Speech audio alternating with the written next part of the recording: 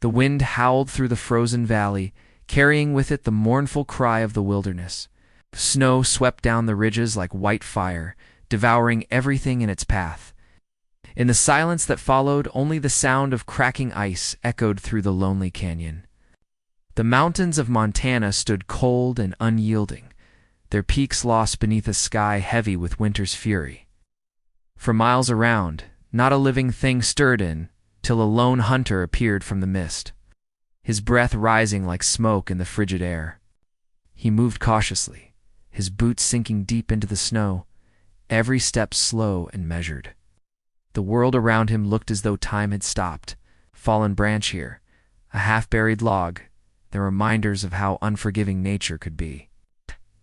Had been tracking elk since sunrise, but what he found instead was something that made his heart stop. Beneath a broken pine, half buried in the avalanche's white shroud, he saw the faint outline of a human form. For a moment, he thought it was just his eyes playing tricks on him. But then he saw a hand, pale and trembling, trying weakly to push through the snow. "Hold on tight," he shouted, his voice cutting through the silence. Dropped his rifle and rushed forward, his heart pounding harder than it ever had before. The snow was deeper than he'd imagined, swallowing him to the knees, but he didn't stop. He clawed through the icy crust with his bare hands until his fingers struck fabric. A woman lay beneath, her face ghostly against the cold, her dark hair matted with frost. She was barely conscious, her lips blue, her lashes heavy with ice. He brushed the snow from her face, calling out to her again, but she didn't answer. For a terrifying second, he thought she was gone. Then he felt a faint breath against his hand. She was alive, but just barely. He wrapped his arms around her, pulling her free from the snow's suffocating grip. The avalanche had come down hard from the ridge above, burying everything in its path. There was no sign of a camp, no footprints, no tracks, just endless white stretching into the horizon. Whoever she was, she'd been out here alone for far too long. The hunter took off his fur coat and wrapped it around her. "You're safe now," he murmured, though he wasn't sure she could hear him. The wind was rising again, sharp and cruel, whispering through the trees like a warning. Knew they couldn't stay there. If they did, the mountain would claim them both before morning. He looked toward his horse, a sturdy chestnut mare that stood a few yards away, snorting clouds of steam into the cold air. He had to move fast. He lifted the woman gently, her body light as a child's, and struggled toward the horse. Every step felt heavier than the last. She stirred slightly, her eyes fluttering open for a brief second. They were dark and full of confusion. "Where am I?" she whispered weakly, her voice almost lost in the wind. "You're safe," he said again. "I've got you." But the truth was, he didn't know how safe either of them really were. The avalanche had changed the landscape entirely. Trails he knew by heart were gone, buried beneath walls of snow. Even the trees seemed different, twisted by the storm. Somewhere far off, a wolf howled, its cry echoing through the frozen canyon. He secured her across the horse's saddle and climbed up behind her, holding her tightly to keep her from slipping. The mare neighed softly, uneasy about the storm rolling in from the north. "Easy, girl," he whispered, patting her neck. Then, with a soft click of his tongue, he urged the horse forward into the white wilderness.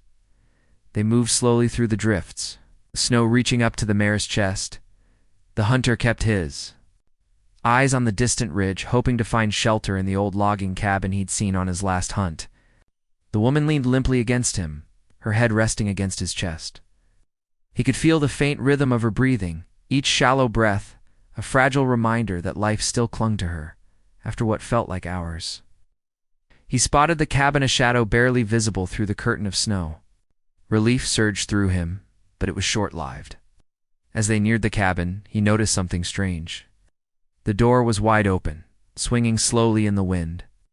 The snow on the ground around it was disturbed, as though someone or something had been there recently. He dismounted, still holding the woman close, and carried her inside. The cabin was dark and cold, but it offered some shelter from the wind. He laid her gently on a pile of old blankets near the hearth and went to work building a fire. His hands were stiff with cold, but soon the flames crackled to life, casting a warm glow across the wooden walls. When he turned back to her, He noticed the strange markings on her clothing. They weren't the kind he'd seen settlers wear. Her coat was torn, her dress stitched with patterns that looked hand-woven, tribal maybe, though he couldn't be sure. Around her neck hung a small leather pouch tied with a thin cord. He hesitated for a moment before touching it. It felt wrong to pry into something so personal, but curiosity got the better of him. When he opened it, found a small carved token inside, shaped like an eagle. It was old, smoothed by years of wear. He frowned, wondering what it meant. Before he could think further, she stirred again, her voice faint. "Don't touch it," she whispered, her eyes fluttering open for a second. He quickly set it aside. "I'm sorry," he said softly. "Didn't mean to." She tried to sit up, but the pain was too much. "They were chasing me," she murmured, barely audible. "I ran into the mountains. Snow came down before I could reach the pass." "Who was chasing you?" he asked, but she didn't answer. Her eyes rolled back, and she slipped into unconsciousness again. He sat there for a long time, staring at her face, trying to make sense of what she had said. Who would chase a woman through the mountains in weather like this? Bandits? Soldiers? Or something else? The questions twisted in his mind as the fire crackled softly beside them. Outside, the storm raged on. The wind slammed against the walls of the cabin, and the snow piled high against the door. He threw another log on the fire and turned his attention back to the woman. Her breathing had steadied, but her skin was still cold to the touch. He covered her with another blanket and sat beside her, watching her face in the flickering light. Then he heard a distant noise, faint but unmistakable. Hoofbeats.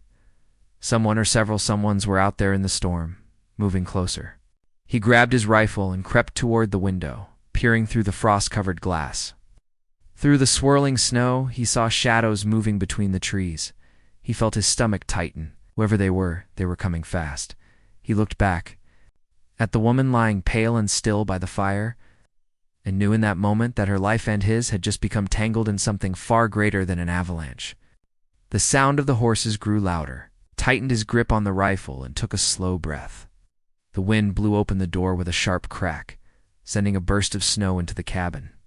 He raised his weapon toward the lightless storm outside, ready for whatever was coming next. And then, from somewhere out in the darkness, a voice called his name. The wind howled again, rattling the cabin door as the hunter froze in place. That voice outside, he knew it. It came muffled through the storm, but there was no mistaking the deep tone that carried his name.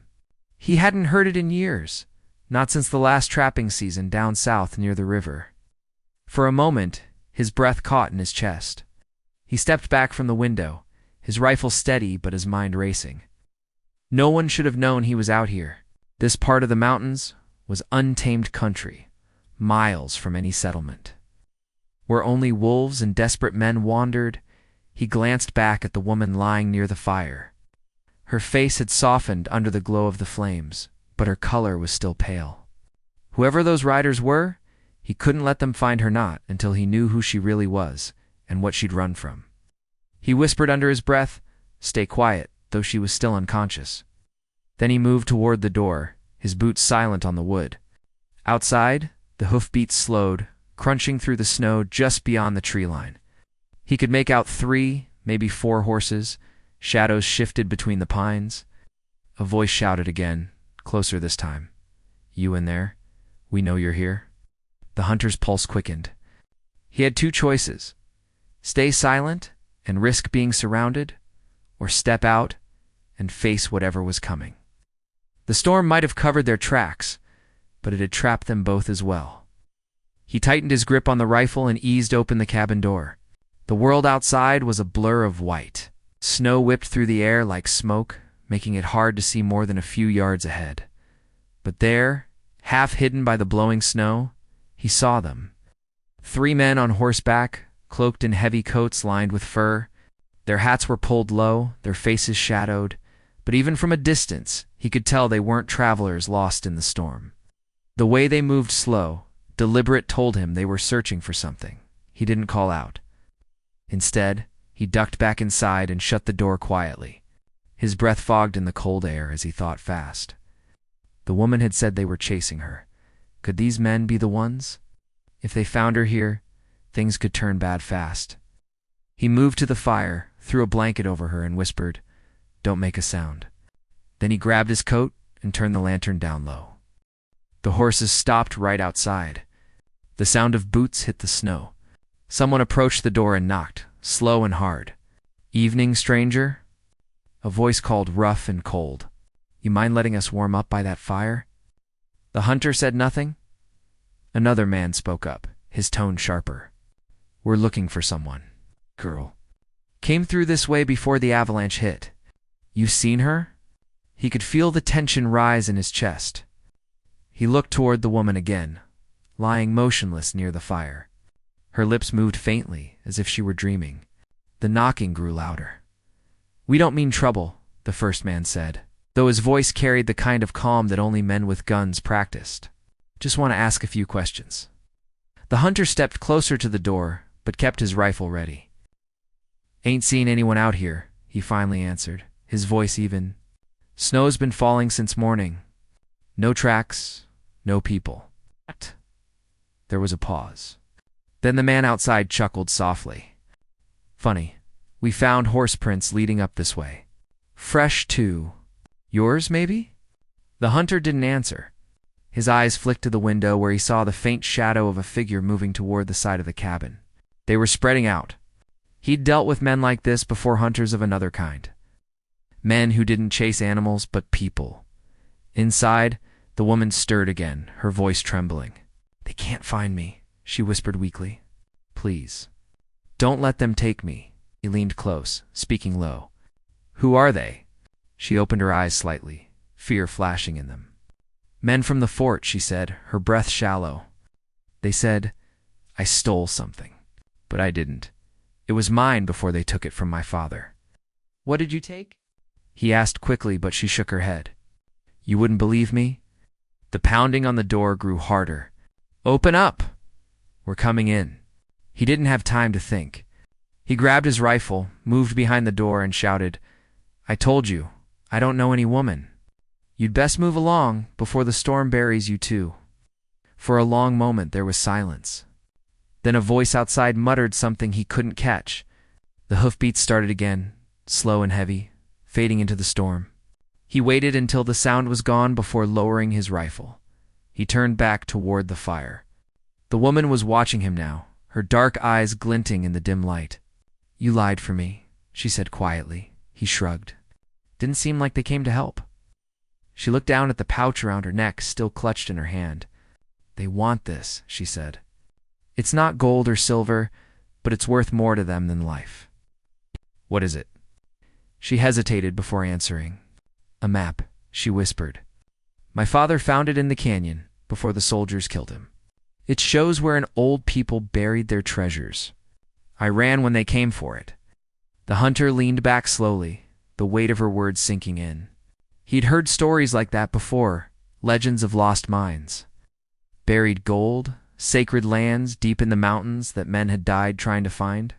But most were just talk. Still, something in her voice made him believe she wasn't lying. He looked toward the door again. "Those men won't give up easy," he said. "If they know you're alive, they'll be back." "I can't go back," she said. "If they catch me, they'll kill me." He rubbed his hands together, thinking, "The storm will break by morning. When it does, I'll take you north. There's an old trail that cuts through the ridge. You can hide out near the river camps until spring." She shook her head. "They'll follow. They always do." He looked at her again, really looked. There was strength behind her fear, a quiet defiance that didn't belong to someone who'd given up. She wasn't just running to survive. She was running for something bigger. Outside, the storm began to ease, the wind fading into a soft whisper. He fed another log to the fire and poured some melted snow into a tin cup. "Drink this," he said, handing it to her. "You'll need your strength." As she drank, her hands trembled. "You live out here alone?" she asked softly. "Been that way a long time," he said. "Trapped, hunted, traded furs. Towns are too full of men looking for trouble. Out here, it's just me in the mountains." She nodded slowly. "Then maybe you understand." Some people think the mountains are empty, but they're not. They remember everything. Her words hung in the air, strange but haunting. The hunter didn't reply. He just watched the fire crackle and wondered how deep her story really went. Later that night, as the wind quieted to a whisper, he heard something faint in the distance, a whistle.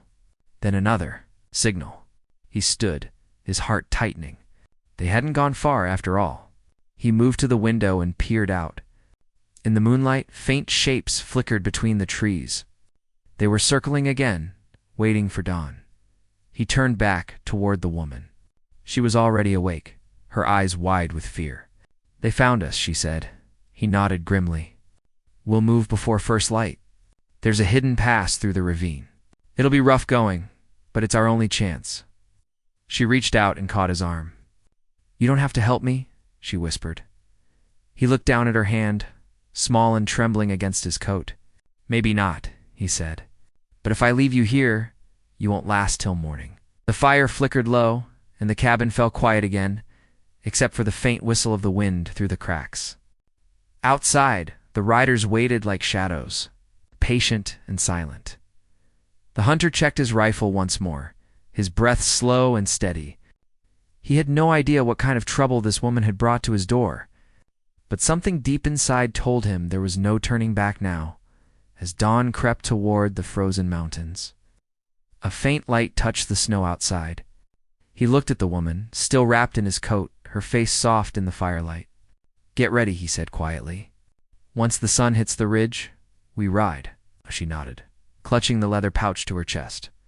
The storm had passed, but something far more dangerous was waiting in its wake, and as the first golden streaks of morning touched the peaks, he saw movement again, figures breaking from the trees, rifles in hand. Heading straight for the cabin, the riders broke from the trees at a steady trot, not rushing, as if sure their quarry had nowhere to go.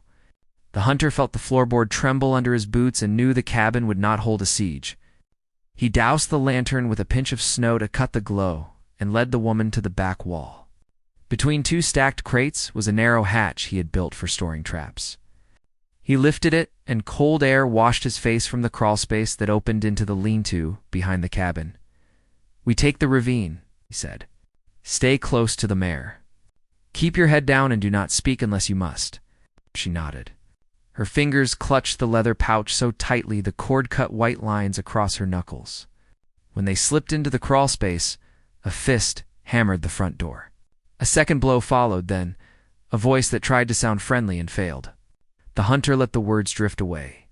He felt for the backlatch, eased it open, and tasted the clean sting of morning. The sky was a pale iron color, and the snow gave off a faint blue light. He led the woman to the horse, lifted her up, and swung into the saddle behind her. The mare shivered but kept still under his hand. They slid off the packed yard into the shelter of firs. The hunter guided the mare along the shadowed edge where the snow crust held their weight. The front door cracked open behind them and a shout rose, then the thud of boots. He pressed his knees and the mare lunged into a loping climb. Branches whipped their coats. Powder burst around them and closed again. A rifle barked. A dry twig snapped off near his ear and vanished into the drifts. They dropped into the ravine, and the world changed. Wind died. Sound dulled. Only the muffled churn of hooves and their breaths showed they were still moving. The walls lifted on both sides, rimmed by pines. A narrow winter creek ran under a cap of ice, its talk soft and constant. The woman leaned back against him without meaning to, spent from the cold. He felt the fragile rise of her ribs through the coat and knew she had little left. He did not slow. Behind them, faint but steady, came the slap of hooves and the dry creak of saddle leather. The riders had split, sending two to follow the main trail and one into the ravine. A careful man, that one. The hunter pictured a face set hard by years of orders, someone from the fort who measured each risk like a gambler counting cards. The hunter had no quarrel with the fort. He sold pelts there when spring opened the passes. But he had traded enough to know that honest words were thin in a place where pay chests and rifles ruled. They reached a fork that could fool a stranger. The ravine seemed to end in a fallen wall of rock, but there was a cut at the base where the flood had eaten a tunnel. In summer you had to crawl. In winter, the snow bridged it smooth. He guided the mare along the base, careful of the lip. The mare stepped like a cat until they slid past the hidden turn. He eased her into a thicket of spruce and waited. The single tracker came on a lean dun. The man sat tall in a wool coat with the collar up, a narrow scarf at his nose. He turned his head and studied the snow the way a hawk watches sage for a rabbit. His rifle lay in a scabbard, but his hand rested near the butt. He reached the rock wall, sat still, and listened. Even the dun held its breath. The woman shifted, and the leather pouch scraped softly against his coat. The hunter pressed a hand to her arm. The tracker cocked his head in their direction. For a long count, he did not move. Then he eased the dun along the base, passed the hidden cut by a horse length, and stopped again. He looked up. A small curl of vapor had hung above the thicket from the mare's breath and drifted like a thread. The man saw it. He did not speak. He dismounted. The hunter slid off the mare in one motion, keeping the woman in the saddle. He stepped behind a spruce trunk and set his rifle to his shoulder. The tracker kept the dun between them as he advanced. A careful man indeed. The hunter waited for the moment the dun blocked the view and stepped to a new angle. "I do not aim to harm you," the hunter called. "Turn back to your men." The tracker paused. His voice came calm. "You have something that was taken from government stores. Return it and we will ride away." "Stores do not carry what she holds," the hunter said. "You know that?" The tracker was quiet, then said, "I know she passed a gate with a broken face and a stolen pass. I know the fort commander has orders from the judge to bring her in. I know the dead at Windbreak Canyon do not speak for themselves." The woman flinched at the place name. The hunter shifted his stance. "I was not there," he said. The tracker nodded once, as if to say he believed that part. "Let me take the girl," he said. "You can keep your horse. You can keep your life. The mountain swallows most men who stand against paper with seals." "Paper does not own a canyon," the hunter said. "A seal does not change a grave." The tracker sighed so lightly the sound could have been wind. "This is not the hill I want to die on," he said, "but I will do what I must." He put his hand on the rifle, and that was all the hunter needed. He fired, not to kill, but to shear a sapling above the man's shoulder. The crack split the ravine. Snow dumped from the branches in a white curtain. The dun reared. The tracker rolled behind a stump and fired back. Bark kicked near the hunter's boot. The mare stamped and tossed her head. The hunter grabbed her reins, vaulted up, and drove her hard through the thicket. The tracker fired again, the shot wide. By the time the snow haze cleared, mare and riders were gone up the hidden cut. They climbed until the ravine reached a saddle. From there, the land fell into a maze of gullies and low ridges that ran north. The hunter kept the horse moving with a steady hand, sparing her when he could, never stopping long enough to let fear settle. The woman's breathing steadied with motion. By noon, a pale sun burned a small hole in the clouds, and ice crystals drifted like ashdot. They took shelter in a stand of burnt spruce, where a lightning fire had scraped the slope years before. Here the wind had a clear run and scoured patches down to earth. The hunter dug a shallow trench, built a small fire that would not smoke, and warmed a kettle. The woman sipped and watched him over the rim. "They call me a thief," she said. "It is easier than saying what they did." "Tell me," he said. She looked beyond him to the black spruces. "My father guided surveymen through the canyon 2 winters ago. They marked rocks with paint and carried a chain to measure the land. He led them to shelter when storms hit. He showed them safe crossings where the river undercut the ice. When spring came, more men arrived with sticks that burned like stars. They said the canyon would be cleared for a new road to carry wagons. They said the graves were old and could be moved. My father told them some places are older than paper. He showed them a cave where carvings told stories. They laughed and asked where the gold lay. Her hand went to the pouch. He said there was no gold, only markers that showed where the old people crossed with the seasons. They took him anyway. I went to the fort to ask for his body. They said he had attacked a guard. They would not show the place where he fell. That night I found the map in his things. It was not a treasure map. It was a warning. Lines that showed loose rock winter waves, sacred ground. I took it and ran. The hunter stared into the small fire. He thought of the judge at the fort, a man who believed the land could be stacked in ledgers. He thought of men whose winter pay came from lines drawn on places they did not know. He had no right answer. He only had a horse, a rifle, a sense that some things must not pass quietly. Hoofbeats reached them again, distant but sure. The men had fanned out and found the saddle. The hunter kicked earth over the fire and helped the woman onto the mare. They kept to the burnt stand until a game trail cut across a bench. From there they dropped toward a frozen creek that would hide tracks. He followed the creek until it bent toward a narrow canyon where the walls leaned close and the air smelled of iron. Near the mouth stood a tilted homestead cabin. The roof had sunk, but one corner still held, and a corral post line lay like bones across the snow. The hunter led them to the lee side and listened. Nothing moved inside but old wind. He pushed the door, and it groaned open. Dust and cold lay thick. A cracked mirror leaned on a shelf.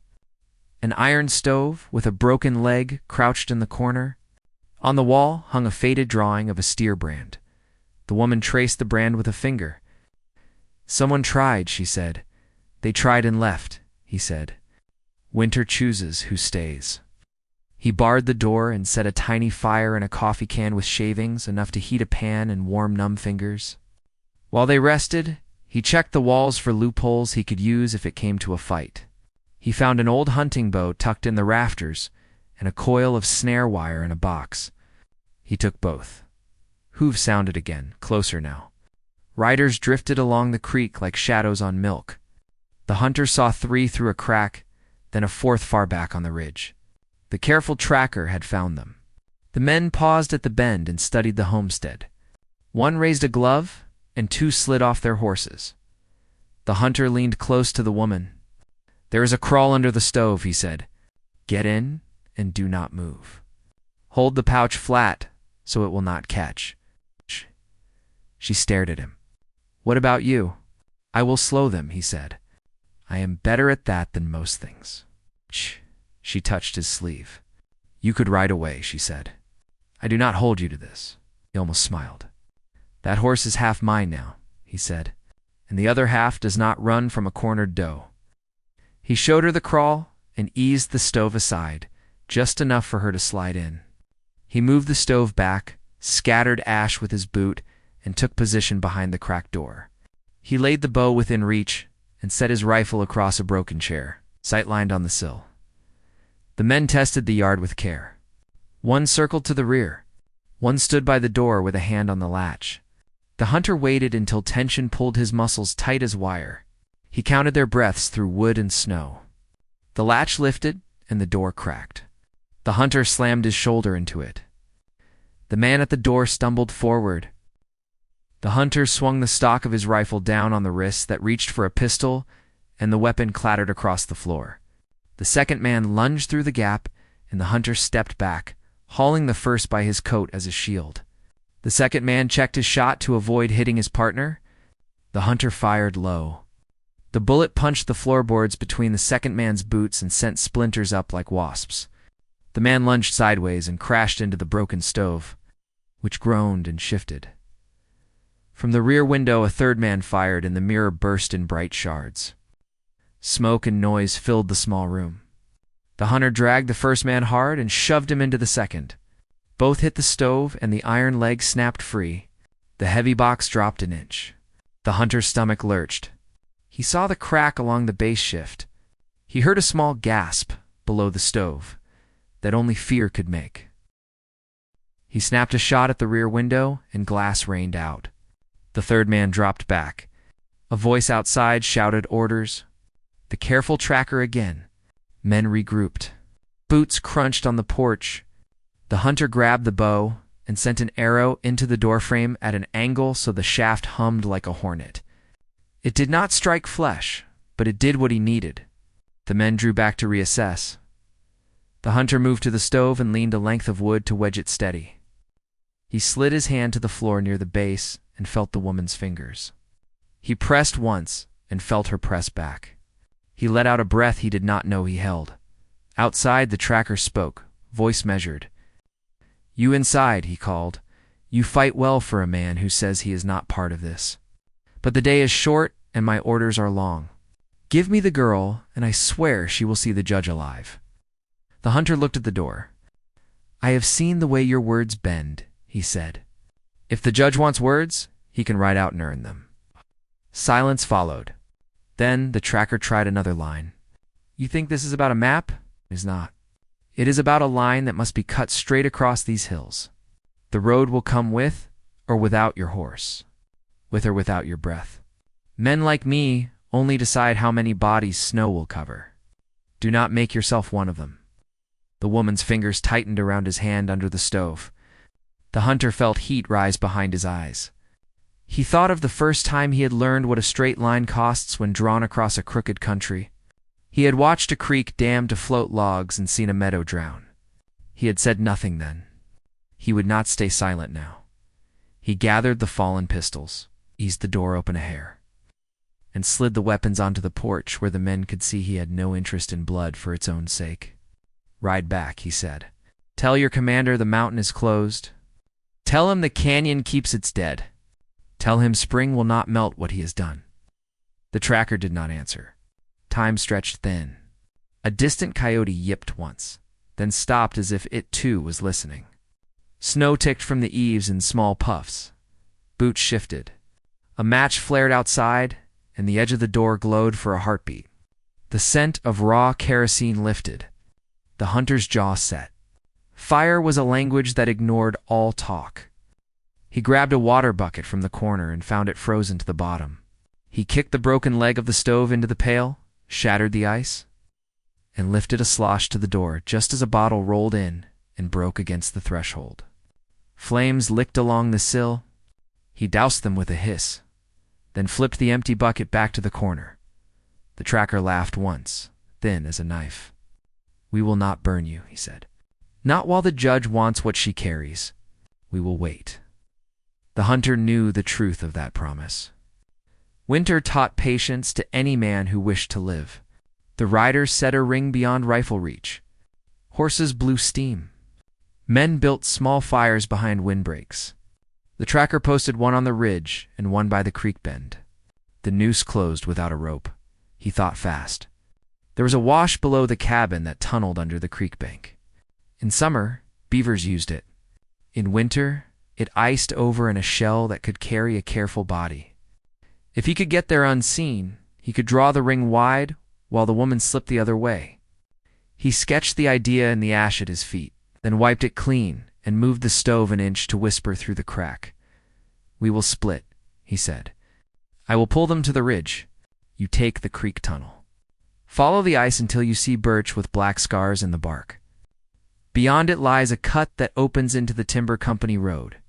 Hide by the berm and wait." Her eyes flashed in the dark. "You will be alone," she said. "I have been alone before," he said. "The difference now is that someone is counting on me." She was quiet, then asked the question he had been dodging since the avalanche. "Why are you helping me?" He looked at the sagging roof, at the old brand on the wall, at the broken mirror that showed a man older than he felt. "Because I know what it is to be buried by a thing you did not start," he said. "And because you were left in the snow like a lost calf, no one with a breath in his body should pass such a sight and ride on." She squeezed his hand again and let go.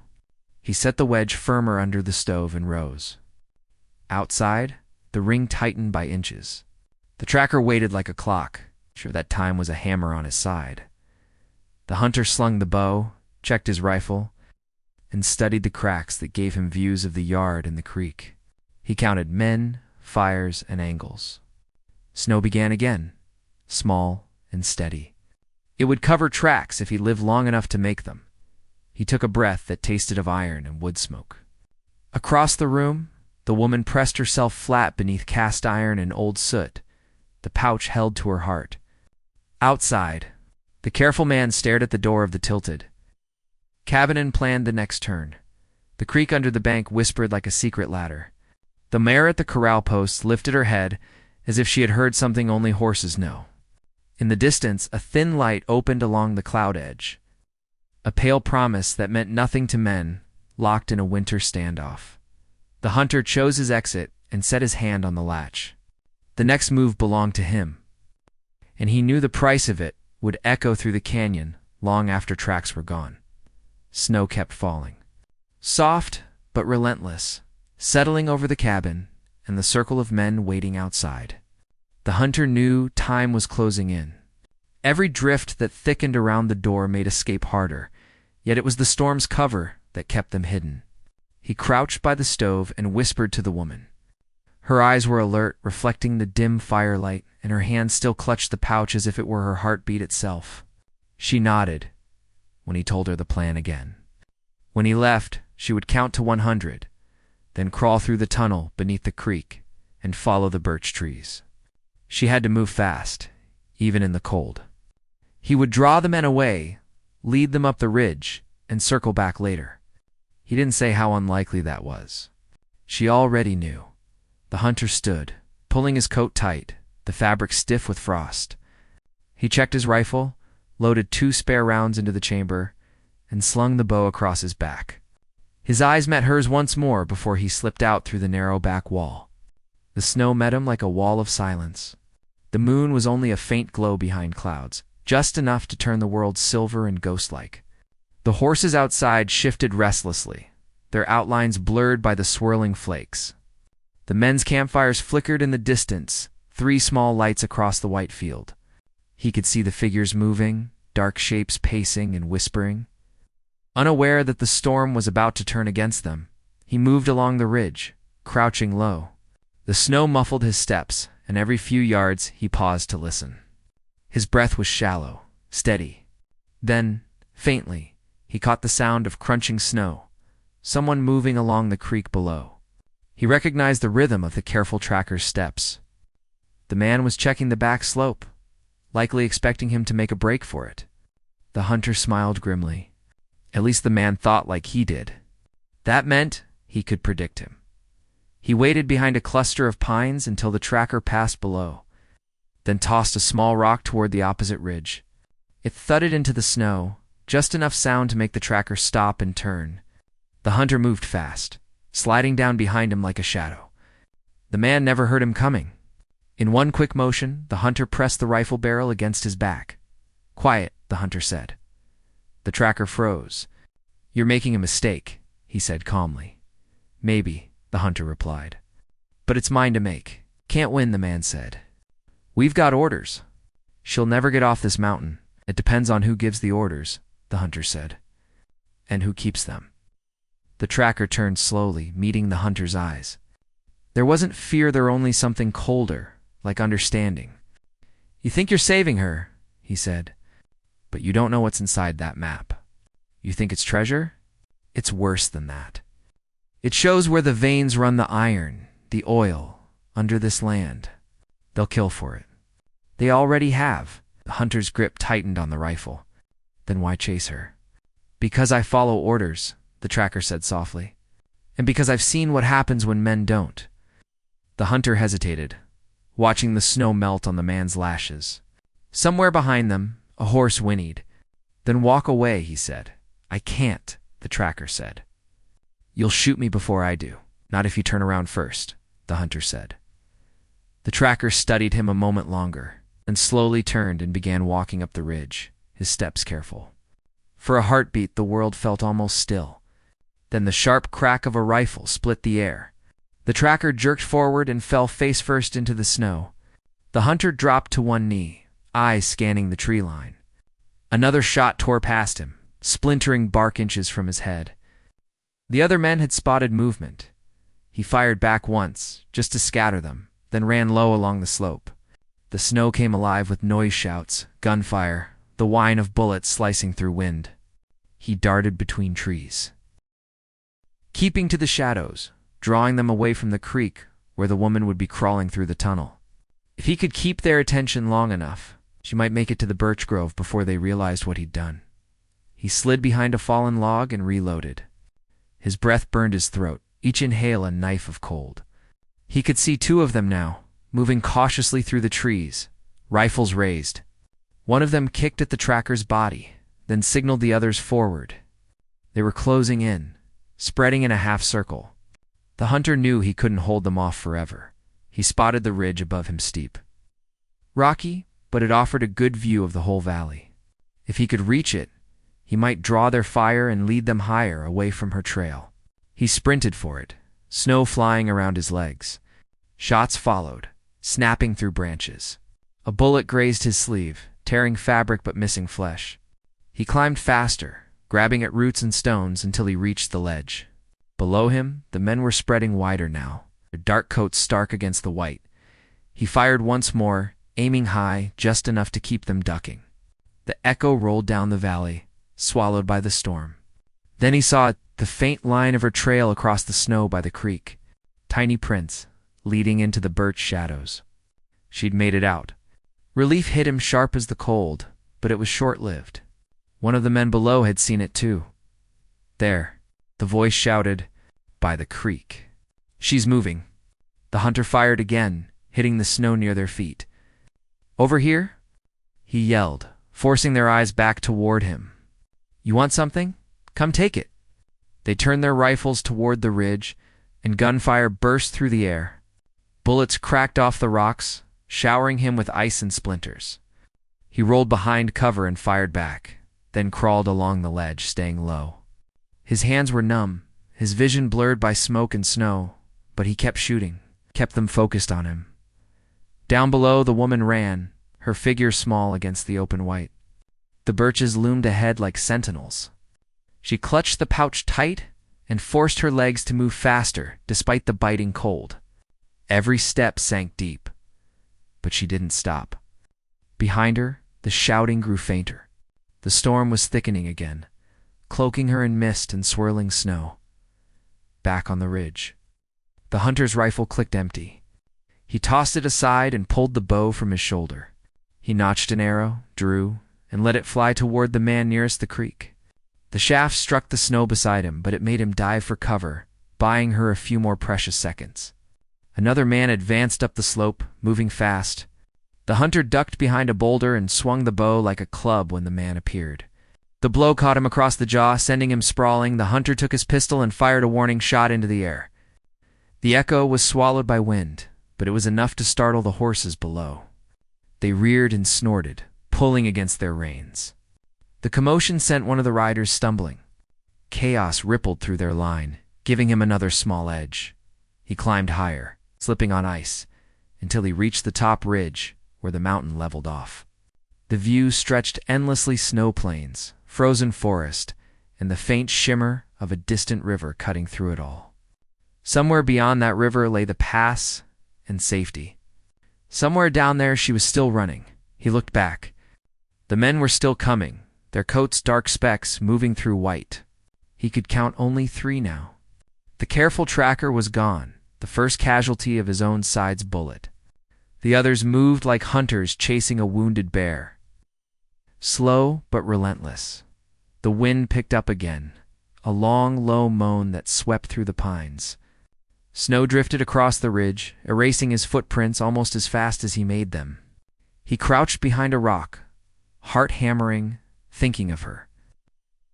Of how she'd looked half buried in that avalanche, her life nearly swallowed by the mountain. He hadn't known then why he saved her.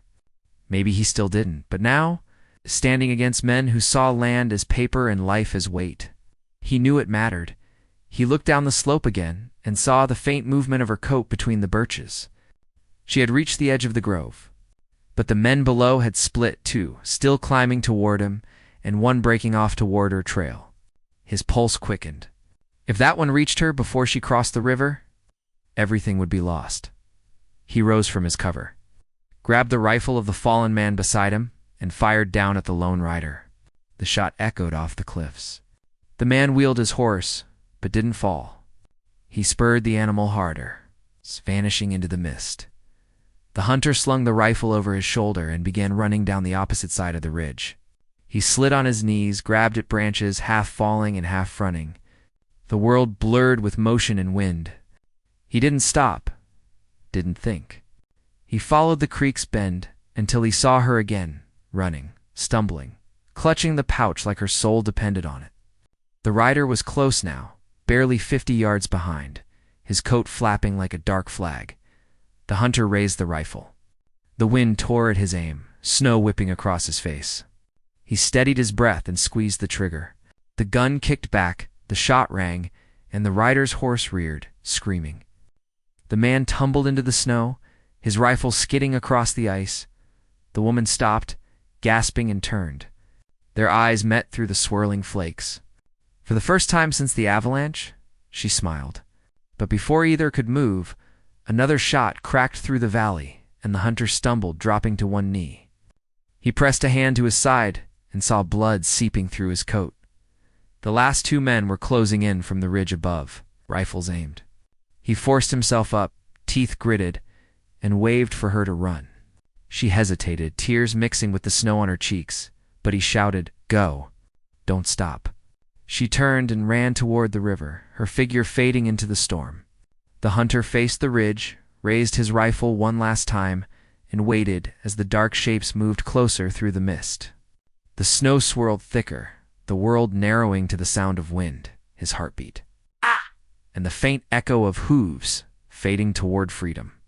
The mountain held its breath as everything hung between life and death.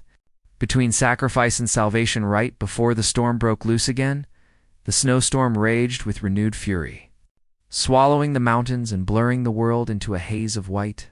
The hunter knelt in the drift, one hand pressed against his bleeding side, his breath rising in short clouds that vanished into the storm.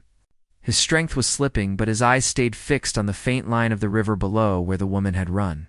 Somewhere down there, she was still alive. That was enough to keep him standing. The last two riders moved slowly now, their outlines faint through the swirling snow. They thought they had him cornered, but the mountain was turning against them.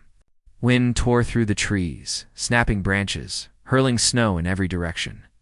The hunter took cover behind a fallen pine and steadied his rifle, waiting. The men advanced, cautious but confident. Unaware that the ice beneath them was thinner than it looked, he aimed low and fired. The shot struck the snow near their boots, cracking the ice open beneath one of the horses. The animal screamed, plunging its front legs into the freezing water. The rider shouted, trying to pull it back, but the horse went down, taking him with it. The second man hesitated, unsure whether to run or fight. That moment's pause was all the hunter needed. He rose from his cover, blood staining the snow behind him, and fired again. The shot hit the man's rifle, knocking it from his hands. The man stumbled backward and fell hard. Silence returned, broken only by the wind and the crack of shifting ice. The hunter leaned against the tree, breathing heavily. His side burned, but the bleeding had slowed. He looked down at the two men sprawled in the snow and called out, "It's over. Go back. Tell your judge the mountains don't bow to paper." Neither of them answered. The one trapped in the water struggled to free himself, but his movements grew weaker. The other crawled toward his horse, coughing from the cold. The hunter lowered his rifle. He could have left them there, but something inside him refused. He moved closer, kicking a branch across the hole in the ice to pull the man free. The rider gasped, eyes wide with shock, not understanding why the man he tried to kill was saving him. "Get to your horse," the hunter said quietly. "Ride back to your fort. Tell them the land belongs to no one." The man didn't argue. He climbed shakily into the saddle and turned away without another word. When he disappeared into the storm, the hunter sank to his knees, too tired to move. The world tilted, and for a moment he thought the snow itself was carrying him away. When he woke again, the storm had passed. The mountains lay calm under the pale light of morning. The sky was soft and blue, and the river below glittered like a ribbon of silver. He groaned as he sat up, his body stiff with cold. His wound throbbed, but it wasn't deep enough to kill him. He tore a strip from his coat and bound it tight. Then he began the slow walk down toward the valley. It took him hours to reach the riverbank. The trail was faint, almost erased by new snow, but he could see small footprints leading toward the woods. He followed them through the birch trees, past the frozen creek, until he saw smoke rising from a hollow ahead. A small fire burned under a makeshift shelter of branches. She was there, huddled beside it, wrapped in his old coat. Her hair hung damp over her shoulders, and when she saw him, her eyes filled with tears. "You're alive," she whispered. "Barely," he he said, smiling faintly. "But I'm here." She ran to him, helping him to sit by the fire. His hand shook as he reached for the warmth. The heat felt like life itself, burning against his frozen skin. She pressed a folded cloth against his wound and looked up at him. "You shouldn't have come back," she said softly. "You should have saved yourself." "Couldn't leave you," he said. "Not after everything." They sat in silence for a while, listening to the fire crackle. The river murmured nearby, steady and calm after the night's violence. She pulled the leather pouch from her coat and placed it in his hands. "You should take it," she said. "You earned it." He turned it over, the small eagle carving glinting faintly in the light. "I didn't do this for a map," he said. "But if this is what your father died for, it shouldn't be buried with lies." She nodded slowly. "Then what should we do with it?" He thought for a long time. "We keep it safe. When spring comes, we'll take it to the valley. There's an old council there, people who remember before the forts and roads. It belongs to them." Her eyes softened. "You'd come with me?"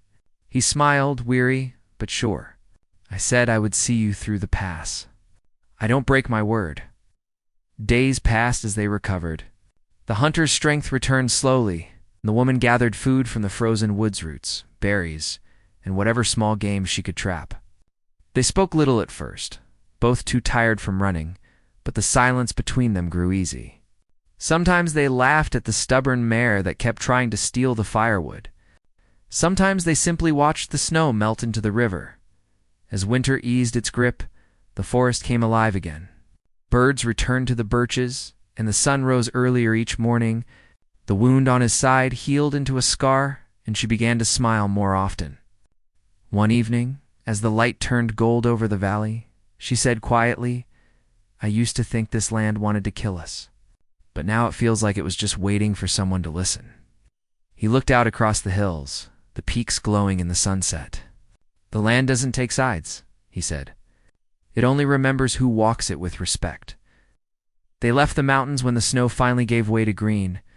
The trail down the ridge was easier now, and the river ran strong beside them.